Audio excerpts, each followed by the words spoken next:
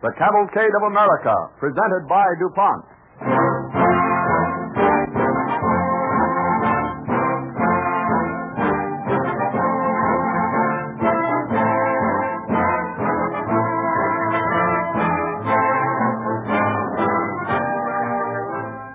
Every American knows something of the life and works of Thomas Alva Edison. He is properly called the complete genius. Before the dawn of the present century, he had established himself as an outstanding inventor of all time. To Mr. Edison, one invention was a challenge which led to others. As an example, take the incandescent lamp or electric bulb. After he had developed it, he went ahead with other developments, the dynamo, the method of wiring, the electric meter, and the junction box that made the whole system function as a commercial actuality. He invented the stock exchange ticker. Then he perfected a telegraph relay, which would accept 3,000 words per minute, a speed so fast that he had to develop both a paper and an ink which would operate at that rate. He was constantly at work, seeking to develop new ideas and improve upon old ones. He was inspired by the same creative urge that inspires research chemists, men who are striving to fulfill the DuPont pledge, better things for better living through chemistry.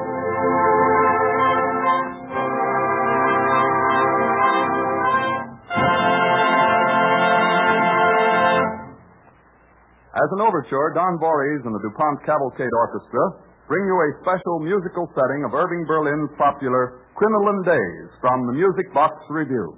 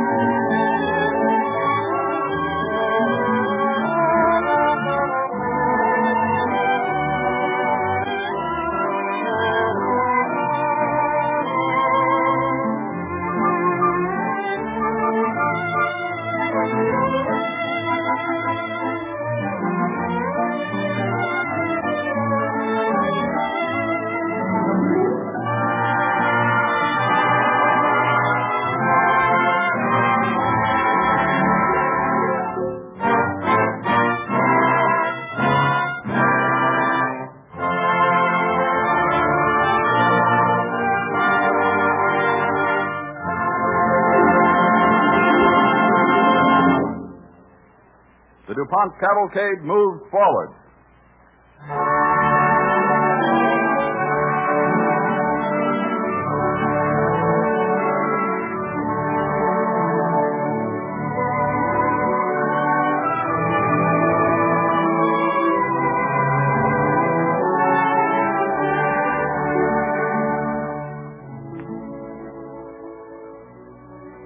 This evening, the DuPont Cavalcade does not seek to retell the facts you already know about Edison the inventor, but rather to relate several little-known episodes in the life of Edison the man. The material used is mostly new and unrecorded. Much of it has been gathered by personal interviews with people who worked with Mr. Edison. In 1898, Edison, 51 years old, was perfecting a process to reduce low-grade iron ore on a scale never before attempted. He had built a new type of ore reduction plant in the Ogden Mountains of New Jersey, not far from his manufacturing plant in West Orange. The ore reduction plant was in production and ready to begin operating at full capacity. One afternoon, the plant manager, Walter S. Mallory, burst into Edison's private office in West Orange. Mr. Edison? Mr. Edison? Confound it, Mallory. You know I don't like to be interrupted. But this is important. Well, what is it? About the ore reduction plant. Nothing's happened to it? No, it's running all right, but have you much of your own money tied up in it? Nearly everything I've got. Well, I guess neither of us will get rich on it now. Why not? What's wrong? Well, I hate to tell you, but I can't put it off. Well, spit it out, man. What is it? News from the West. A huge deposit of high-grade iron ore has just been discovered. Where? In the Mesabi Range in Minnesota, lying right on the surface. Of course, it isn't as near the eastern smelters as our plant is. We can ship our product cheaper. Perhaps we can keep right on producing. No, we couldn't meet that price. We're through. What are we going to do? Shut down at once. But all our equipment, the giant rollers, the machinery. We'll have to find some other way of using them. Something that needs crushing and milling. Something like, let me think. Yes, cement. But we don't know anything about cement. We will, Mallory. Get me every book you can find on it. I'll study the subject while you wind up the affairs of the ore reduction plant. I don't see why you're so cheerful, sir. Why shouldn't I be cheerful? I'm out of the manufacturing business and back to inventing again. But I thought you had much of your money tied up in the ore reduction plant. Why, it must have cost nearly $3 million. It did. A fortune. Yes, but Mallory. Yes? We had a lot of fun while it lasted. And there's still the cement business.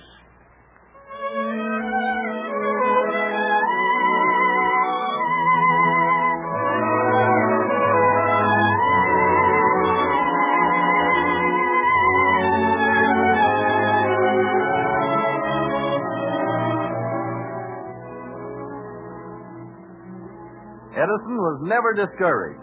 Obstacles that would have appalled an ordinary man only stimulated him to greater effort. His study of the Portland cement business convinced him that the method then used in the industry was inefficient and wasteful. Too much of the heat used in burning the lime went up the chimney. Edison announced that he would use a kiln nearly twice as long as the one in general use. Impossible, cried all the experts. But he set up an experimental plant and put Mallory in charge of it. The first results were very disappointing. One hot summer day, Mallory calls at Edison's office. You wanted to see me, Mr. Edison? Yes, I did. Look here, Mallory. You know anything about alkalis as electric agents? I know. And what's that got to do with making Portland cement? Nothing. I'm trying to make a storage battery. With that junk you've got there? That isn't junk. Experimental apparatus. Looks like a lot of dirty tumblers to me. They're full of my new alkali solution. They're the last tumblers I've got in the place. This is the last of a long series of experiments in a hunt for an iron derivative. Wait till I connect these metal poles with an electric current. There. Well, nothing happened. Yes, I realize that, Mallory, but I've learned something. You've learned something? Yes. I found 10,000 things that won't work. I've just discovered another one. Look out! Oh! Oh, that's too bad, Mr. Edison. They all fell and broke. What do you do now? Well, I guess the next thing to do is to buy some more tumblers. Pardon me, sir, but did you ask me to come here from the cement plant on a scorching hot day just to show me this? No. I want you to see the report of the results you're getting in the cement plant. Well, I've seen it. I made out the report myself. It's not bad, is it? Not bad, it's rotten. Well, just because your kiln is 2.5 times as long as the old kind, there's no reason to think you can get 5 times as much cement out of I expect 5 times as much. Your report shows only 500 barrels a day. 500 a day now, and that's a miracle. Nothing. Isn't even a decent start. That long kiln ought to put out 1,000 barrels a day. Why, that's impossible. If that's your attitude, no wonder you don't get results. You're licked before you start. Now, look here, Mr. Edison. I've sweat and bled over that blasted kiln for weeks, and that's the best I can do. Well, it isn't good enough. And if you think there's 1,000 barrels of cement a day in that kiln, maybe you can get it out yourself. I can. We'll see about that. I'll answer. Hello? Yes? He's right here. For you, Mallory. Oh, thanks. Hello? Yes? What? Oh, she is. I see. Yes. Yes. Goodbye. What's the matter, Mallory? My little girl, Charlotte. She's worse. Well, what's wrong? Necrosis has set in. The kneecap she hurt. The doctor said the terrific heat is making it worse. Temperature in her room is 97. I'm afraid there's nothing we can do but pray heaven she lives through this heat wave. We must end the heat wave. The weather report said there'll be several days of it. Oh, hang the weather reports. You don't have to worry about the weather in the whole state of New Jersey. All we care about is the weather in your daughter's room. Well, I guess that's my worry, sir. You have troubles enough of your own. Now, about that cement kiln, if you really think No, never mind that. There's another invention I've got to make right away. Well, then, if you don't mind, Mr. Edison, I'd like to go home. Of course. I'd like to go with you. You're very kind, Mr. Edison, but I don't want to take you from important work, The sir. important work I've got to do right now is something for your little girl. I don't understand. Come over here to the drawing board. Hey there, Professor. Yes, Mr. Edison? Ought to be clean paper on my drawing board. Oh, I put some there an hour ago, sir. I can't imagine what's become of it. I can. Become a cement plant. Oh, I'll get some clean paper right away, sir. Does it still amuse you to be your own draftsman, Mr. Edison? What's amusement got to do with it? It saves time. Instead of telling a man, I'd rather show him my ideas on paper. Anyway, it gives my hands something to do while I'm thinking. I never waste time making finished drawings. I just make sketches. How do you find draftsmen who can translate them? I don't find them, they find me. Here's the paper, sir. Good. Now file these sheets I've used under cement. Under cement? Oh, yes, cement. In the file, you mean. Right away, sir. Now, Mary, let's take a quick look at what's in my mind. We got to change the weather. In that room where your daughter Charlotte is. And let's see now. Yes. We ought to start like this. Well, You don't say anything. Just watch.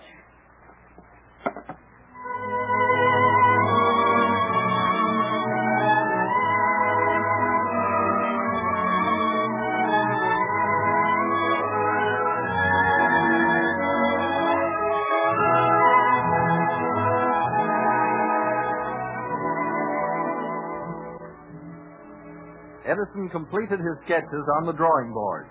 Then he sent Mallory to the carpenter shop with the drawings, and with special orders that all other work should be dropped until the machine he had sketched was finished. An hour later, Mallory and one of the carpenters loaded a strange-looking wooden box on an automobile and started for Mallory's house. Outside Charlotte's hot, stuffy room, Mrs. Mallory meets her husband.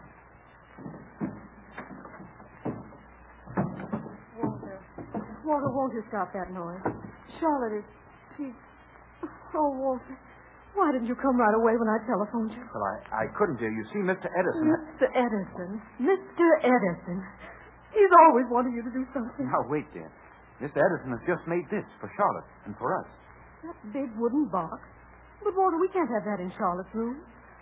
Oh, and what's the use of it? She's heating, Walter. The heat. I know, dear. But just let us bring it in and install it. Install it? What do you mean? Open the door to Charlotte's room, dear. I'll show you. If it works. If it works. Oh, Walter, our little girl is worse. She's thinking, and you want to experiment. Yes, dear, but I think it will help. Now, if you'll just trust in me and open the door. Very well. Mrs. Mallory, the room must be quiet. But Mr. Mallory is here. It was an idea of Miss Edison's. I don't know what the doctor would say, I'm sure. Now, hold the door wide open, Nurse Speed. I think we can just get through with this box. Pardon me, Mr. Mallory. I don't think the doctor would like you to bring that thing into the room. It's all right, Nurse. Now, stand aside while we carry the box over to the window, please. Walter, do you have to do this? Yes, dear, I do. I have a feeling that Mr. Edison has solved our problem. Oh, but Walter, our problem is Charlotte. I realize that, my dear. Put it down easy now, Simmons. Yes, sir. No noise, please. Yes, sir. There. There, got it. Now, help me fix those wooden legs for the box. Mr. Mallory, please. That big box just out the windowsill there, it shuts off the air from the windows there, what air there is. Yes, Nurse, that's what it's meant to do. But, Mr. Mallory, that's the whole trouble. Trying to let Charlotte have as much air as we can. Yes, Nurse. Now, if you'll just stand back, please. You got that other leg fixed yet, Simon? Oh, wait, now. Now, hold it. Hold it. Yes, there it is. The box is steady now, but I'll have to drive in a few nails to make sure the whole thing is firm. Oh, you can't do that. Not in this room. The doctor said Charlotte must be protected from noise. Oh, Walter, don't let him do it, please. My dear, you must let us go ahead with this thing. It may help Charlotte, and it's our only chance. Please, Mr. Mallory, we can't have any noise in the room. Simmons, go ahead with the nails. Don't make any more noise than necessary. I won't, sir. Oh, Walter, why must you do this? I just told you, my dear. We're trying an experiment. Mr. Edison thinks it will work, and I do, too. There you are, sir. All right, Simmons. Now let's get that cake about. Walter, are you mad? No, dear. Will you please just trust in me? Yes. Yes, of course I will. All right, then. Wait until I fix this thing in. How's that sound? Is the box steady now? Well, it's as steady as I can make it, Mr. Mallory, without making too much noise. All right, then. Come and help me. Yes, sir. Mrs. Now, Mallory. nurse, don't be alarmed. I know my husband is trying this experiment for Charlotte's good. It's one of Mr. Edison's ideas, you know. Yes, Mrs. Mallory, I know. But I don't know what the doctor would say. Well, we'll just have to wait and see what happens. Yes, I suppose so. But I won't be responsible. No, let it slip. Easy now, Simmons. All right, now. Lift it up. Up into the box. Yes, sir. Yes. Don't make any more noise than you can help when you put it down now. Look out for your fingers. All right. All right, now, here we go. There. That's it. Now then, you wire up the electric fan while I close the other windows. Oh, Mr. Mallory, please, don't close the other window, sir. Your daughter needs all the air she can get. Yes, nurse, I know that. What I'm doing is for the best. There now. Now this one.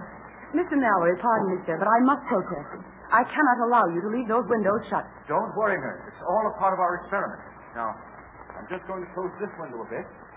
Stop with the one that blocks the ticket. I'll leave it open about this much. There. That's about right. Oh, Walter, you can't do this. You're shutting out all the air. Please, dear. Now, just a moment. How about it, Simmons? The fan running? It will be, sir, when I turn it on. All right. There we are. Wait now. Let's see what happens. I want to watch this thermometer. Walter, is that cool air I feel? Yes, I think it is. But we'll have to wait and see. Mr. Mallory, the room is cool. There's a draft of cold air blowing in from the window. I can feel it. So can I. But I want to see if this thermometer will go down. Wait. Why, she's rousing. Charlotte is stirring. I never expected she would. But, Walter, I don't understand. See, dear? The fan draws the air into the room, and the ice cools it. It's just a makeshift device, but at least it will keep the room cooler than outside. And that ought to help Charlotte get well.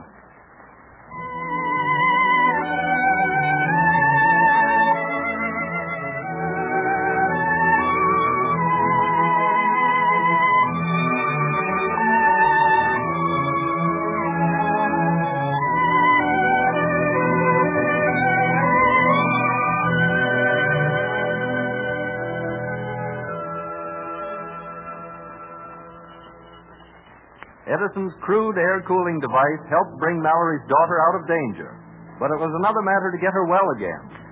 She did not rally. Her convalescence was discouragingly slow. When Edison heard this, he paid Charlotte a visit. In the hall outside of her room, Edison and Mallory meet the doctor. Well, Doctor, how's your patient today, Doctor? About the same, Mr. Edison. I must say the delay in her recovery is disheartening. Is there anything I can possibly do? No, Mr. Mallory, I'm afraid not. Don't you know of anything that would do her any good? Oh, yes. A change of scene would do wonders for her. Just the kind of a tonic she needs. She's too weak. I don't dare risk moving. Is there any medical tonic that will do the work? I'm giving her what I can, but it isn't entirely a matter of medicines. It's a matter of cooperation from her own tired little body. She needs normal acceleration of the glands and impulses. A natural quickening of the nervous system that would come from the stimulus she'd get from new surroundings. But you say he can't be moved. Yes, that unfortunately is our dilemma. Well, there must be some way out. Well, if there is, Mr. Edison, I'm sure you could find it. Doctor, I've invented a slight improvement for my window box. You mind if I experiment with it? Go right ahead, Mr. Edison. I believe Charlotte can bear the noise now. I won't make any noise. My improvement is chemical, not physical, Doctor. We leave the physical improvement to Charlotte. Very well. Will you excuse me? I have several other calls to make. Then I'll be back. Well, of course, Doctor. Bye. Bye, Doctor. Well, Mr. Edison, Charlotte will be glad to see you. We could only get her happy and well again, Mallory. How's Mrs. Mallory bearing up? Well, she's resting. We'll find a nurse in charge. If you don't mind, I'll go in first. Go right ahead. Is that you, Daddy? Yes, Lottie, and I brought your best bow with me. Is Mr. Edison here? Oh, I'm so glad. Hello, Charlotte. Doctor tells me you ought to take a trip somewhere. Make you strong and well again. Oh, I do wish so I could, but they won't let me. Well, how'd you like to go on a trip with me? Just a little trip, sort of a picnic. Oh, I'd love to. Please don't excite her, Mr. Edison. Nurse, the doctor said she needed some natural stimulation. Yes, but not the depression that comes from disappointment. The nurse is right, Mr. Edison. Well, perhaps Charlotte won't be disappointed. Yes, but there's a risk. With more to gain than to lose. But if I haven't your permission, then of course I won't try my idea. Oh, no. Go ahead if you think it's all right. I have perfect confidence in you, sir. But, Mr. Mallory... I'll take the responsibility, nurse. Mr. Edison has an improvement on his window air box he wants to try. Let me help Charlotte. Very well. But if I see any bad effects from it on the patient, you'll have to stop at once. Of course. When do you think I could go on a picnic with you, Mr. Edison? Don't you think the best thing about a picnic is the fun of knowing you're outdoors under the trees, with the cool air blowing over fields of fresh clover and flowers? Yes. Oh, when can we go? Why, I think we can go right now. Now? Why, they won't let me leave this room. Not even this bed. You won't let that stop us from having fun? If we can't go out to the picnic, we'll bring the picnic in here. But it won't be the same. It'll be even better. You can have your choice for your picnic today. Where'll it be?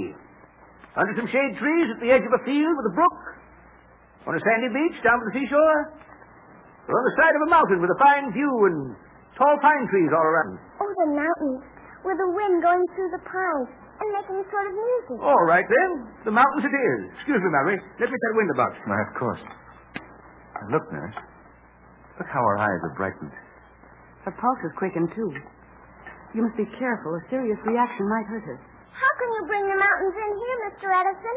The trees I want are much too high for in here. Well, we'll see what we can do, Charlotte. Just pretend? Well, a little more than that. Try now. Can you close your eyes and imagine big, tall pine trees? Why, I can almost smell them. That's funny. I could swear I smell them, too. Now we'll get the fire started to cook supper with. I smell something burning. Of course you do, nurse. That's the fine, dry wood Charlotte and I have gathered for our picnic fire. Oh, you make it all seem so real. I can smell the smoke and the old dead leaves and pine trees. I know I can. It's just exactly like it. Are you any good with a frying pan, Mr. Edison? No.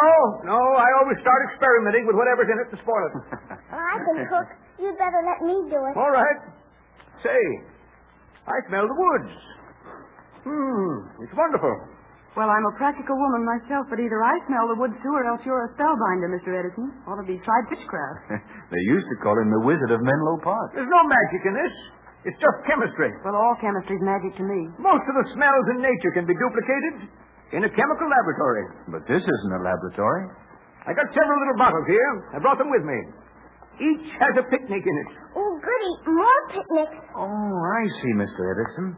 You just pour some fluid in front of the pan in the window box, and it fills the room with the same air you smell in the woods or the seashore or wherever you want to be. Exactly. Well, it's just like the real thing, except for the scenery. And the ants. Mr. Edison, what shall I do with this lime juice I've got to take? We'll squeeze it over that fine fresh trout after you've cooked it. That'll taste good. Yes, at least the limes are real. And so is the improvement in Charlotte. Your experiment has been a great success, Mr. Edison. You have a great mind, Mr. Edison. But it isn't half as great as his heart, nurse. It wasn't his genius that did this. It was his love.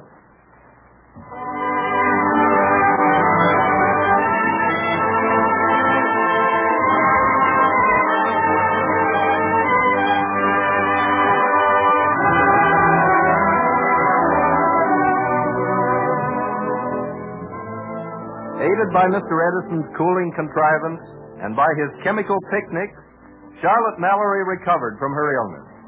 She grew up to be a fine young lady, one of the hundreds who knew Edison personally, who admired and respected and loved him. One of the greatest tributes to his memory is the Thomas Alva Edison Foundation, established to aid worthy students by those who knew and worked with him. The whole world has honored Edison for his inventive genius. This evening, we are proud to salute Thomas Alva Edison, the man, as DuPont adds his name to the Cavalcade of America.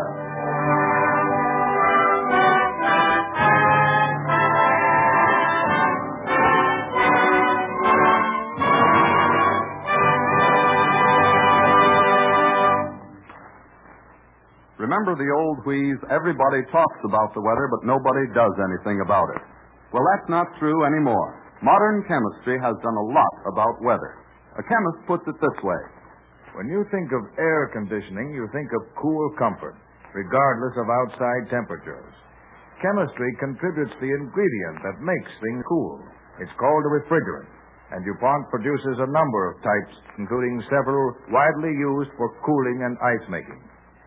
You know how these products of chemistry serve you in air-conditioned movies, stores, and restaurants, but industry has put them to work in unusual places.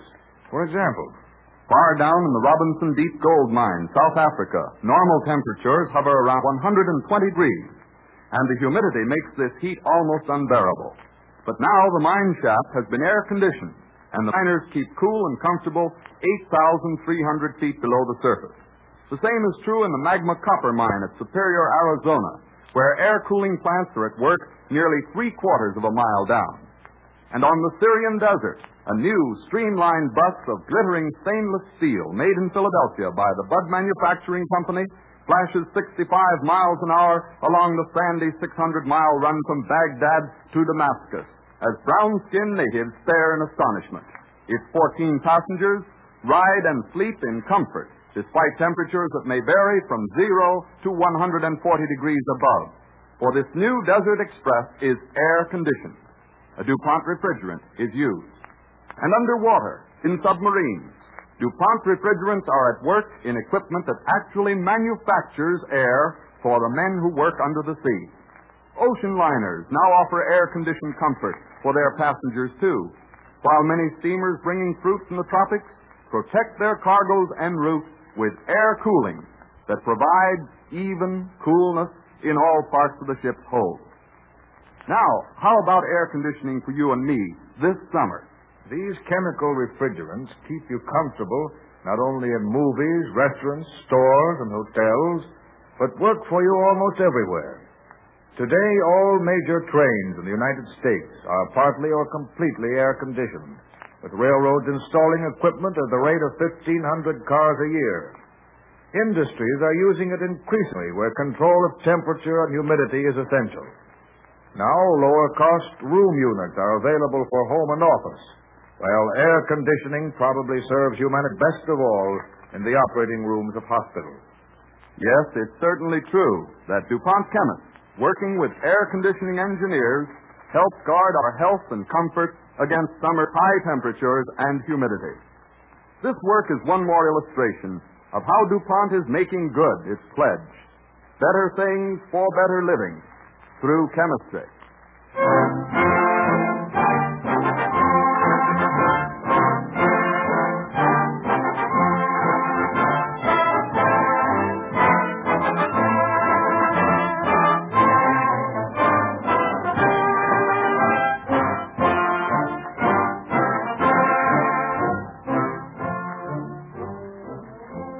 Songs of the American Indian, the music and customs of primitive America, will be the subject of our broadcast when next week at the same time, DuPont again presents the Cavalcade of America.